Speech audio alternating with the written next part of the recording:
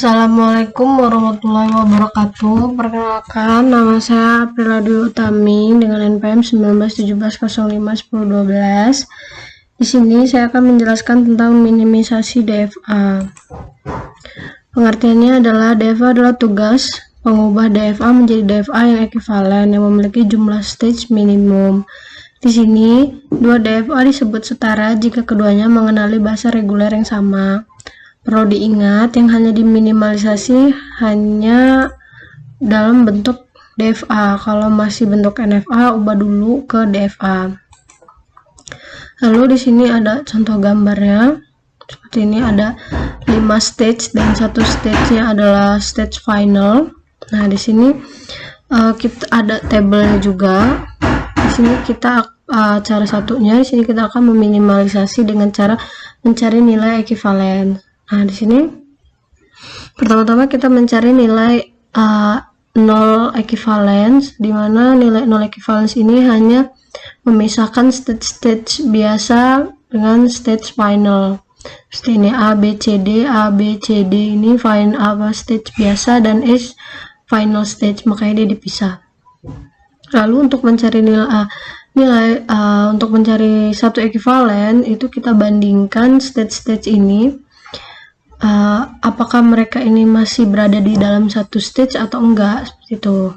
Jadi di sini bila A kita berinput 0 dia ke B, B kita input 0 dia ke B, C kita input 0 dia ke C, D kita input 0 dia ke B. Nah, makanya di sini dia masih satu ekivalen. Nah, terus kita bandingkan nih A dengan B ini. A dengan B itu kan tadi sama, makanya kita taruh di sini. Lalu kalau misalkan A kita inputkan 1 dia ke C, B kita input 1 dia ke D, makanya di sini ada CD. Nah, CD ini akan kita bandingkan lagi. Nah, C ini akan saya bandingkan dengan si B, apakah dia sama atau enggak gitu. Nah, nilai B kita inputkan ke 0 dia B, C kita inputkan 0 dia ke B, sedangkan B kita inputkan 1 dia ke D, C kita inputkan 1 dia ke C. Nah, seperti itu. Lalu dapatlah nilai CD, tutupkan ini si CD. Lalu si D ini C ini kita bandingkan dengan si A. A diinputkan 0 dia ke B, C diinputkan 0 dia ke B, A diinputkan 1 dia ke C, C kita inputkan 1 dia ke C. Makanya di sini C-nya masuk ke nilai 1 ekivalen.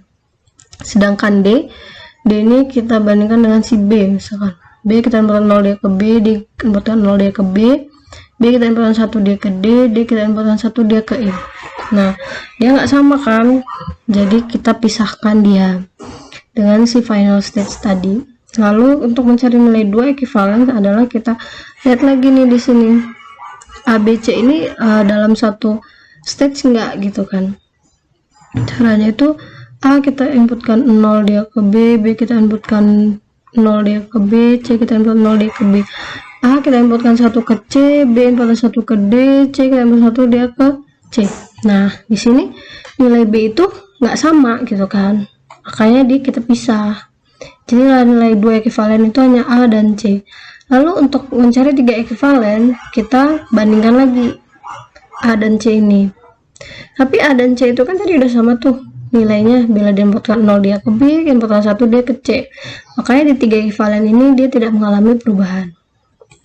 Nah, di sini bentuk setelah disederhanakannya ada A, C itu menjadi satu stage, lalu B dan D, lalu ada E final stage-nya.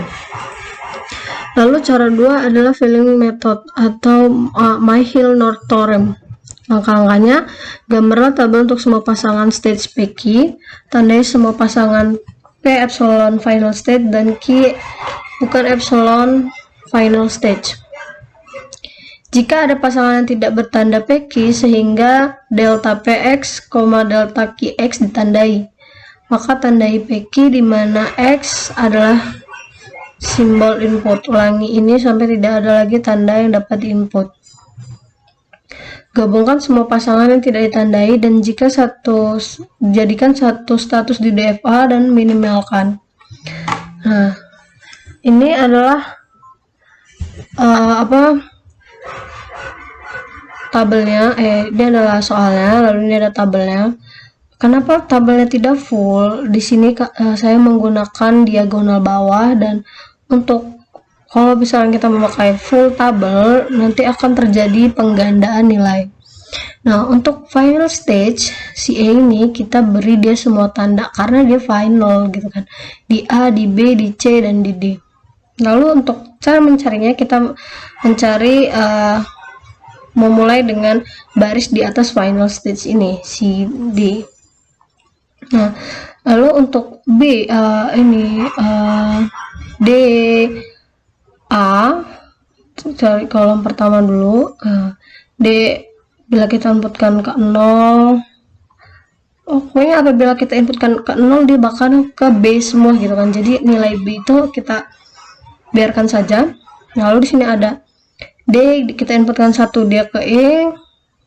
A, kita input 1, dia ke C, berarti EC. Di EC, nah di EC ini ada tanda, berarti di kolom pertama harus diberi tanda. Lalu untuk kolom kedua itu ada D, kita inputkan 1, dia ke E. B, kita input 1, dia ke D, berarti ED. Nah di sini juga ada tanda, makanya di kolom D kedua ini harus dikasih tanda lagi. Lalu untuk CD, D kita inputkan 1, dia ke E. C kita input 1, dia ke C, berarti EC. Nah di sini ada tanda, makanya di sini kita juga harus diberi tanda. Lalu untuk baris selanjutnya yaitu C dengan A. C kita inputkan 1, dia ke C. A kita inputkan 1, dia ke C, berarti CC. Nah, sedangkan CC di sini tidak memiliki kolom, jadi tidak usah diberi tanda. Lalu untuk CB, C kita inputkan 1, dia ke C. B kita input 1, dia ke D, berarti CD. Nah di sini ada tanda, makanya di sini harus diberi tanda. Lalu untuk baris selanjutnya itu B dengan kolom A. B kita inputkan 1, dia ke D. A kita inputkan 1, dia ke C, jadi DC. Nah ini di sini ada tanda, makanya di sini juga diberi tanda. Lalu mendapatlah hasil stage-nya CA, stage B, stage D, dan stage final E. Jadi seperti ini.